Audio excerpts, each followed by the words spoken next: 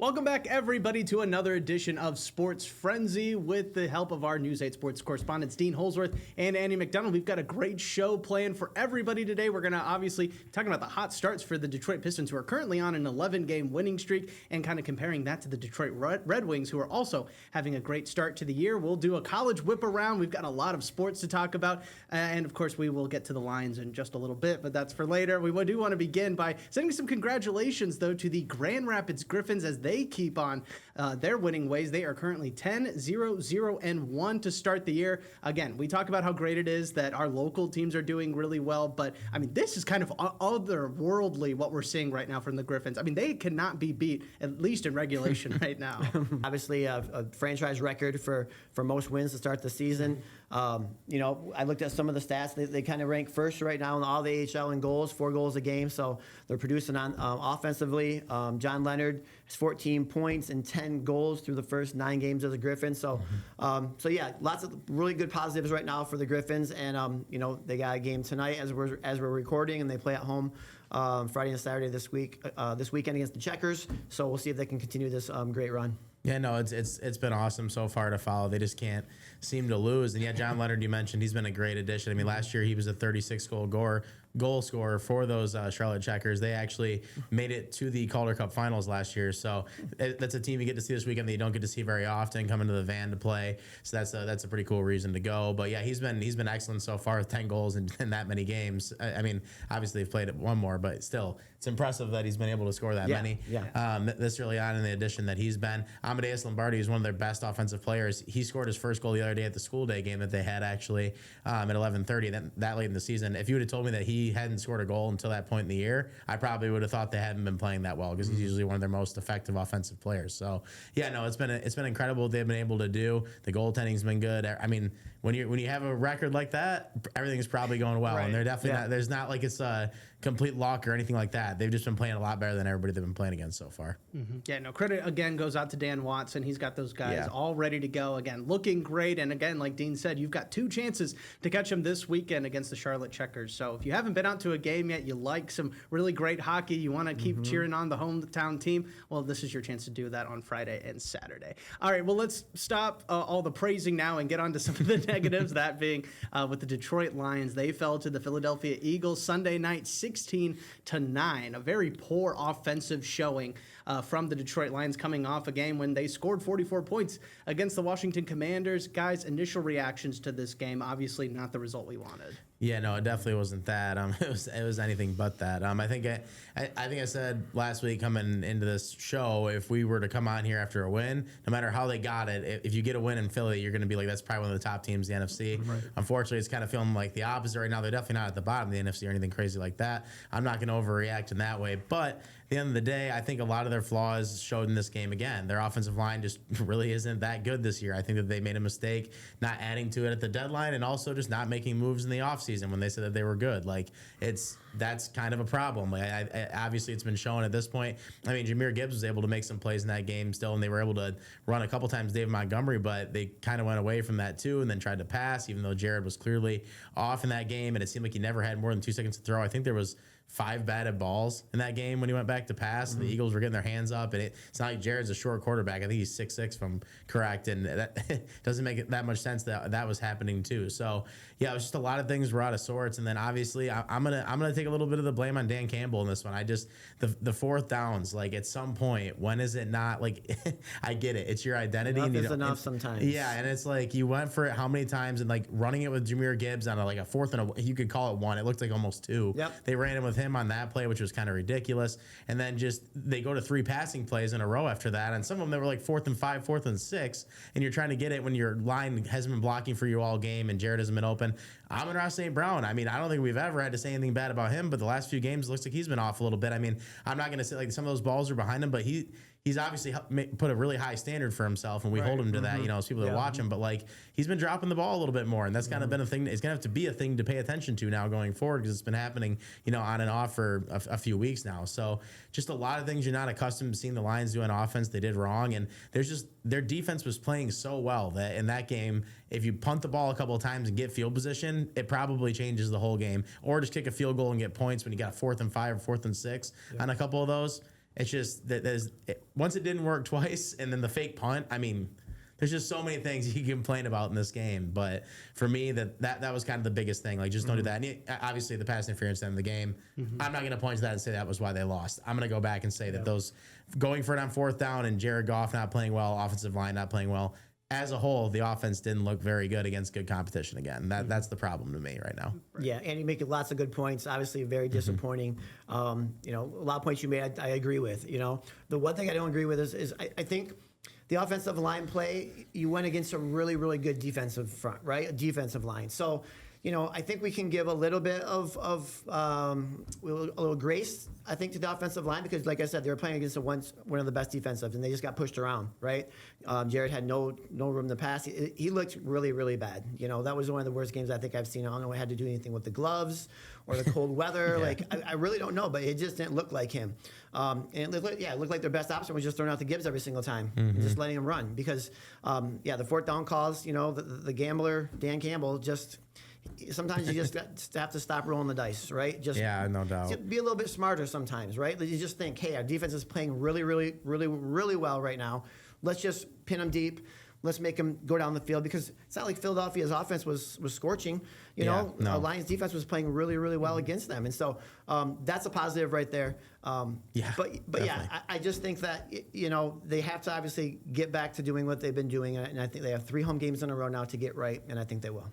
I think time and time again, that's the thing. Like, the defense was put in horrible positions. So if you want to take anything out of this game that was good, their defense was unbelievable. Like, Calvin Shepard probably deserves defensive coordinator of the week, and they didn't even win the game. Like, that's how I felt about it. But I guess my one thing to just challenge that back with the offensive line is when they played against the Vikings, they had the same exact problems. It didn't work well there. Frank Ragnow, when he retired in the offseason, obviously left them with a very short notice, but they didn't do anything to change it. And when they go to the playoffs, they're going to play against these teams. And I know that we all like Jared Goff, and I believe that he can be a top 15, top 10 quarterback at times.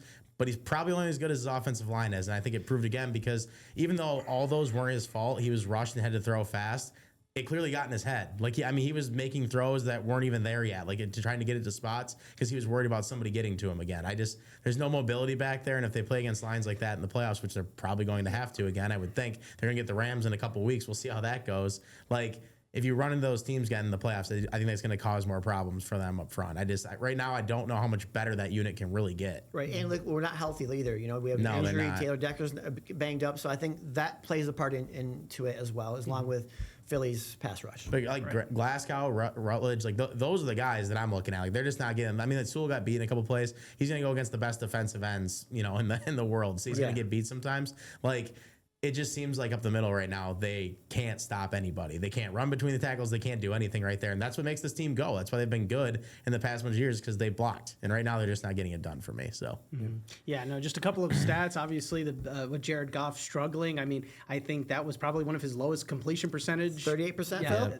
14 to 37. Was it 38%, I think? Yeah. Yeah, just really struggling Not there. a mathematician, but that's below 50%. That is, that's for sure. Exactly. And then, of course, the Lions going 0 for 5 on 4th downs. Yep. When I was checking through the box score again, it kind of just resurfaced that the fact that you went for it. What teams go for it on 4th down, let alone go 0 for 5 with it? Again, Dan Campbell and his decisions making on 4th down has been talked about a lot. But one thing I really wanted to ask you guys was the fact that now the Lions fall to 3rd in the NFC North. And if the playoffs started today, I know they don't, but if they did start today, don't talk about the Bears, please. Oh, you're going to say they missed the playoffs. Yeah, they would miss the playoffs. The Bears are in first place. No. We talked a lot about that on Fantasy Plus today. I'm done with the Bears right now. But, they would miss out on the playoffs. And we've seen this team. They are very clearly a playoff team. We asked this a couple weeks ago when they lost to the Chiefs and when they lost to the Vikings. Has the panic meter changed for you guys, though, after this game? No. Andy says, hey, there's a world where the Lions miss the playoffs, right? He said that a couple weeks ago, right?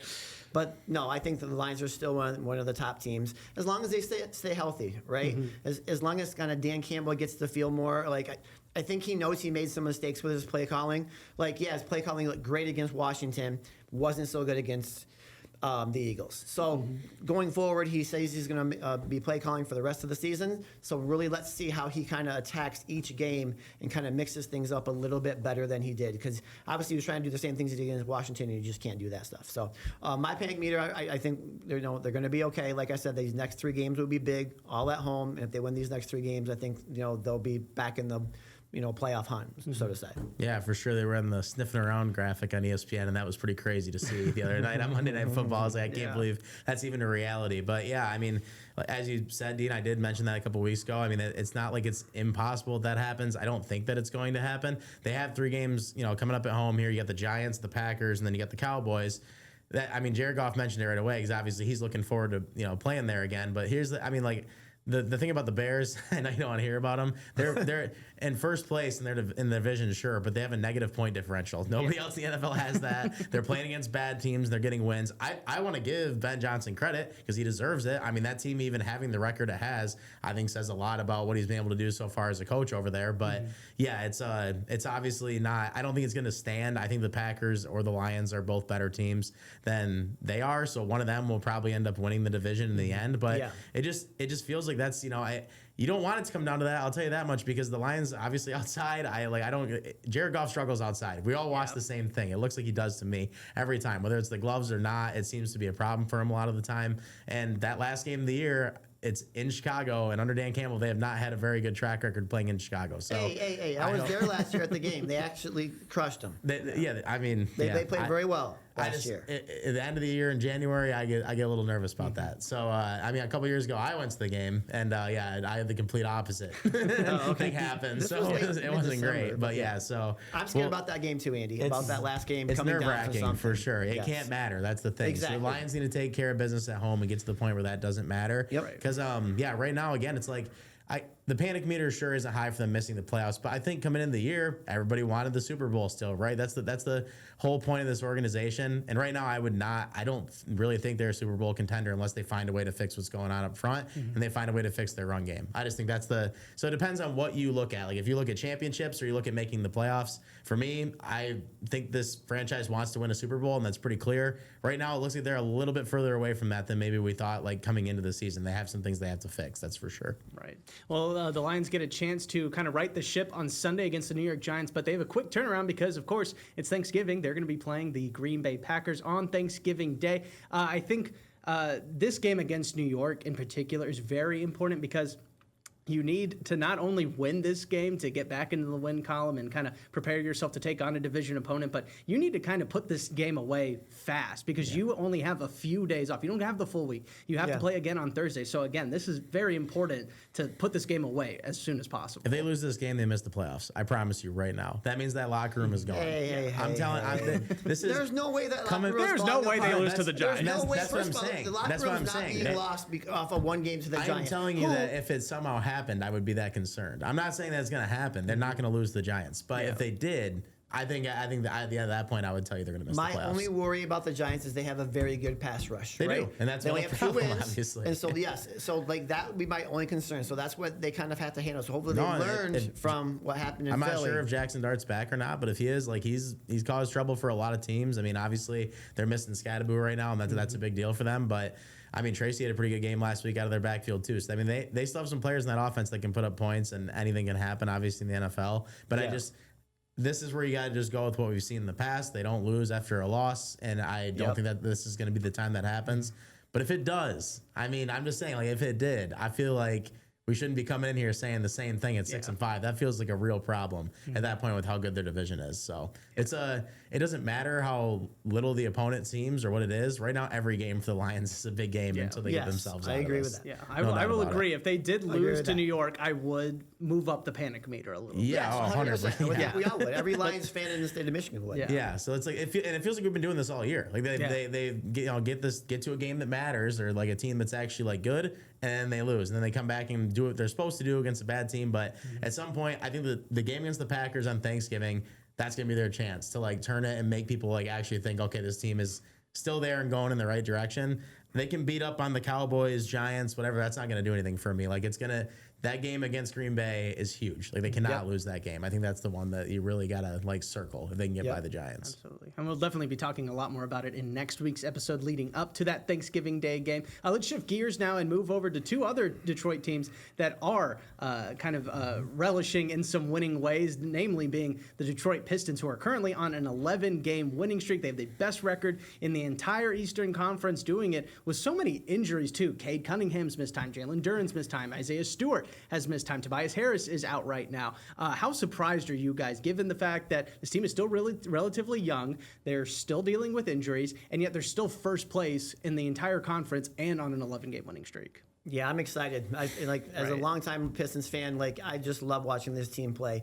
And the games you think they were going to lose when they were missing Duren and Cade and Tobias, I mean, they're still missing Tobias, and all these key players, and you're going out there with some veterans and some young guys, and they're still getting it done, has been super impressive. That just shows the depth. I think the Pistons right now have the most depth in the league right now, and they've kind of shown that with some of the guys that they've kind of plugged into key roles and that they've been producing. So now you got Cade back, and he obviously showed it last night, coming back with 25 points, 10 assists against Atlanta. And, I don't know, you look at the schedule, and, I look and no one scares me as far as the Pistons go. Right. I'm not saying this is going to continue, but they're just playing so well with so much confidence that they're not. It's not a surprise to me. No, the Pistons their organization put themselves in the right spot. And I mean, we thought the East was going to be bad. I don't think that was a secret to anybody. The East is bad. It's really bad. I mean, the fact that the Pistons are getting wins with the players they're putting in there, it says a lot about the competition they're playing, for sure. They've been lucky on the stretch, I think, with some injuries to play against some teams that aren't as good. But at the same time, these are still games that you wouldn't just say they were going to win because of who they're throwing out there every night. I mean, obviously, Cade was back last night, and the Hawks actually have a decent record. But at the end of the day, JB Bickerstaff deserves all the credit to me. I mean, the culture he's been able to bring in and make all these people believe and play every night like that. Yep. I mean, Dennis Jenkins was Jenkins, Lynn Sanity. It feels like that. Right. Who is this guy? He's got 20 points. He's averaging over whatever amount of games he's played now since he's been in there, and he's just been a huge part of this offense. And it's kind of all of a sudden, all these people are talking about Jaden Ivey, who's not even back yet, and they're kind of just could we trade him because some of these guys are playing this well? Right. It just feels like they have so many options to do something now because they aren't spending a bunch in their team right now, and they have a chance to maybe even make themselves better going forward.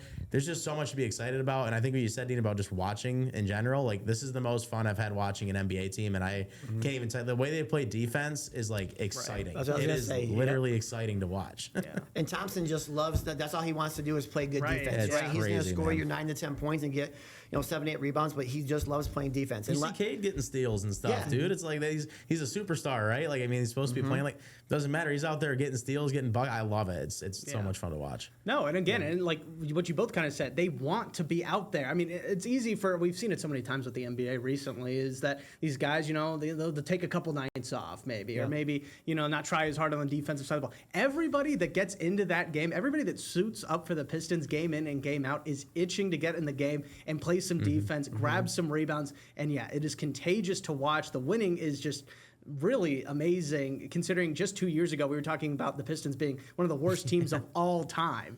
And now look at games in a row they lost. Exactly. Years ago. The date was pretty recently of when that happened, when they had lost that many games in a row, to when now they've won 11 games in a row this year. It was almost matched up. So it's insane how fast it's flipped. It really is. And again, you're getting results from so many different guys. So again, it's great to see what the Pistons are doing. Also really great seeing what the Detroit Red Wings are doing. Still looking strong. We touched on it at the beginning of the season when they were off to that super hot start. They've still had a really great start to the year. They're still in first place in the Atlantic Division, tied for 5th in the entire NHL in points right now. Are we surprised that they've kept up these winning ways? I know they kind of fell back to earth a little bit, but again, still a top team in the NHL right now. Yeah, no, for sure. They've been able to, the hot start that they had definitely is playing into that. I think that, regardless of how you look at it, this is where if you could say at this point in the season, the Red Wings would be at this mark with who they came into the season with, I think you'd be pretty happy about it. That's for sure. Right. And even seeing guys like Nate Danielson get the chance because of injuries come up, and he's been effective. He scored last night, had one taken off on an offsides, but he's been able to come up and be effective.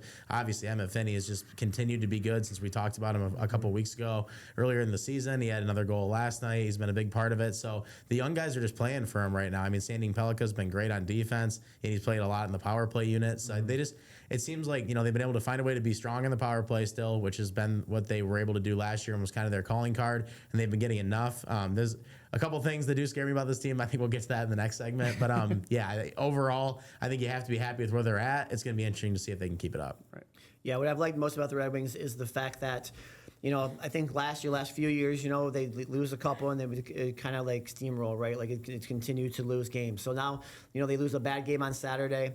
And then they come back and win. So I think they're getting a little more consistent, but they're not having those long stretches of losses where they're not playing very well. They're kind of coming back and they're showing they're kind of fighting the adversity a little bit, and they're persevering, and they're able to kind of get to that next game and forget about the other one. So I think that's been super important and key for them, and if they can continue that and start building some wins together, I think they're going to be good. Mm-hmm. Really great having so many different teams play so well. I mean, even with the Lions losing on Sunday, still a top team in the league. We're fun. Blessed. Exactly. Yeah. We really are really blessed right now. To be talking as well as we do about all of Detroit Hasn't sports been this teams way and since- the minor league teams. It hasn't been this Yes. way since I was in high school. Yeah. It's it's been that unbelievable. long. It's crazy. Yeah. Well, Andy, you actually had a really good idea, and I think we should do that now, is, again, kind of comparing the two teams, the Red Wings and the Pistons, both off to hot starts. I mean, who has a better chance of really keeping this momentum going throughout the rest of the season?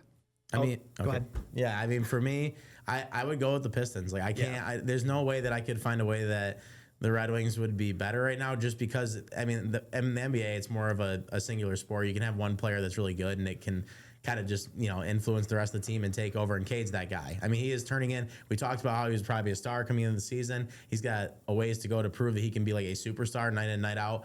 All he's done in the first 15 games is try to prove that when he's played. So yeah, and all the young pieces they have around them, the winning attitude that they have. It's not to take anything away from the Red Wings and what they've done to be able to start, because I do think that they've had a good start. But the Pistons on paper, it doesn't look fake. Like, I mean, the fact that they're winning with these backups, when their starters are playing the way Jalen Duren's been able to be, almost as like the Robin to Cade being the Batman. I mean, he's just been like awesome off the pick and roll, the way they've been able to play together and everything. So yeah, I just like the pieces that they have in place, and I think they have a chance to get a lot better. I like where the Red Wings are at. I don't know how sustainable it is towards the end of the season still. The one thing I have a couple things that concern me for sure, but both goalies have less than a .900 save percentage. That's not great. So that's definitely something that's affecting them. Mm-hmm. They are still riding the hot start that they had, because since the hot start, they've been 5-4-1. So it's been more 500. I think that's what you expected. In hockey, if you're around 500, you can make the playoffs a good amount of the time. Okay. So they're not playing bad enough to where, they're going to maybe fall out of it yet or anything like that. And I do think they'll have a chance in March again, like we've talked about the past few years, to compete and, get over the hump and make the playoffs this year. But if you had to ask me who is the better chance to be a contender, I got to say it's the Pistons. Like, I feel like you could see the Pistons in the Eastern Conference Finals, like, no problem, really, if they keep playing the way they're playing right now. I'm not going to guarantee it or anything like that, but just in this conference alone, it feels like their competition's a little bit less, and they're playing way better right now, so I would take the Pistons. Mm-hmm. Yeah, well, I'm going to guarantee it, Andy, and say the Pistons reach the Eastern Conference Finals. No, I have to obviously agree. The Pistons are going to be one of the top contenders. It doesn't look like the East is going to get any better. There might be some teams that surprise you a little bit, but I think the Pistons are going to be at the top of the standings for most of this season. We kind of talk about successful teams are ones that like to be around each other, that like to support each other, that are close-knit, and I think you can tell that from this Pistons team. When you see them supporting and yelling and rooting for the bench and the guys who are in there because they're hurt, and they're happy for them. And so I think the close-knitness of this team is what I think is going to keep them together, and the cohesiveness of this team is going to help continue the success that we've already seen. Yeah, and I don't want to hate. Again, this isn't to hate on the Red Wings. I do think what they've done so far has been great, and I do think that they have a great young core that's playing very well together right now. But hockey's a longer season, man, and people get hurt a lot more and everything else. Yeah. It seems like there would be something that is going to challenge them more than the Pistons. The only thing that could happen with the Pistons is, I know we want to say it out loud, but like if Cade got hurt, that would be like the biggest. Exactly. Yeah. That would be the only thing. Cade or Duren get hurt, then obviously changes everything. Yeah. Right. I just feel like if Cade's out there, this team's going to be competitive every single night. It's just he's so consistent, so good with what he does. It's hard to imagine they wouldn't be. Right. Yeah. And they know now, even when guys go down, they have guys who can step up and fill those roles. All right. Glad we got that all settled and kind of all in agreement on the Pistons there. But again, great starts for both of those organizations. We only have a few minutes left, so I want to do a quick college whip around. We've got it's going to be all college teams here in the state of Michigan, but they're going to be very fast hitting, all different sports. Let's start with football if you guys are ready. Sounds good. Yeah. All right, Ready to go. all right. Starting with football, MSU in particular, they fell 3-7 on Saturday after losing to Penn State. Got to ask you guys, which is a worse feat for Spartans fans to have to endure? Not making it to a bowl game once again this season, likely ending on a massive losing streak. If they lose out the rest of the year, it could be 9 at the end of the season, or losing to an interim head coach in Penn State while your current head coach is still on the sidelines. I think they're going to lose the rest of their games. Yeah. You're saying that's worse? What's the worst? If you were a Spartans fan, I mean, what's the worst part you got to deal with? Yeah, I think just losing the rest of your games. Yeah. You know, and obviously coinciding with missing them, or not going to a bowl.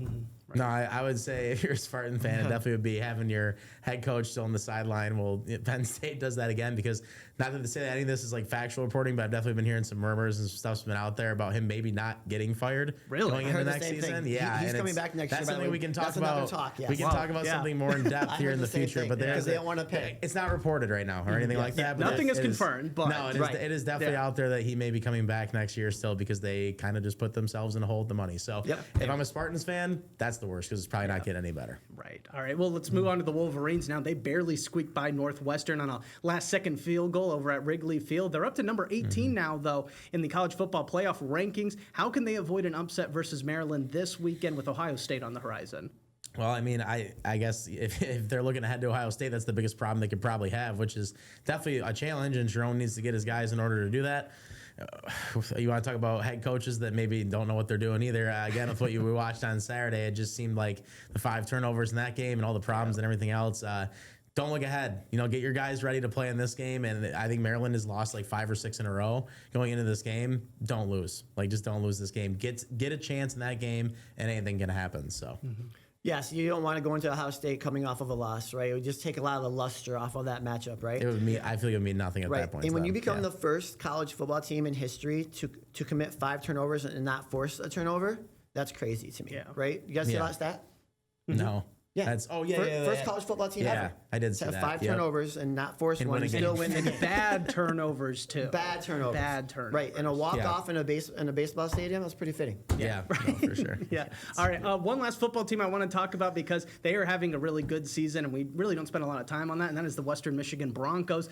They beat Northern Illinois on Tuesday and are now sit atop by themselves in the MAC standings. How big would it be for WMU to reclaim a MAC title? It'd be great. It'd be great. I mean, it's been how many years now since they've kind of had some relevance and stuff in the MAC.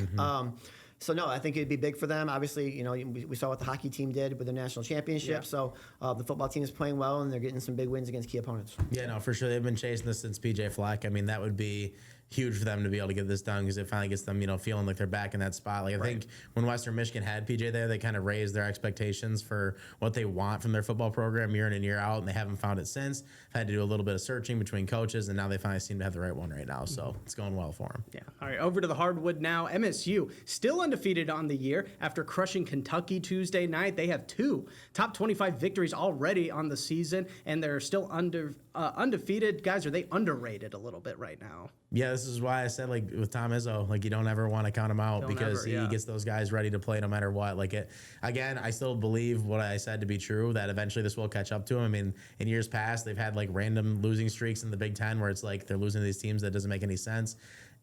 It's going to probably hurt them in the end, so they didn't go get any transfers or anybody to help them. But they have games like that where Tom just gets his guys ready to play, and he has his guys in his program, and that does mean something. So they're definitely a little underrated, and there's somebody to watch out for the NCAA tournament as always. Yeah, definitely impressive. I watched that game last night. I think their ability to shoot the three-pointer. They made 11 three-pointers Tuesday night after making 13 total in the first 3 games. Yeah. So that was really big, and I thought they really locked down defensively, and they had lots of different guys contribute last night. Yeah, right. Well, kind of on the flip side of that, Michigan, Michigan State has had that big blowout win over Kentucky. Michigan, back-to-back very close calls against Wake Forest and TCU. Do you guys have any worries for Dusty May and crew over there in Ann Arbor?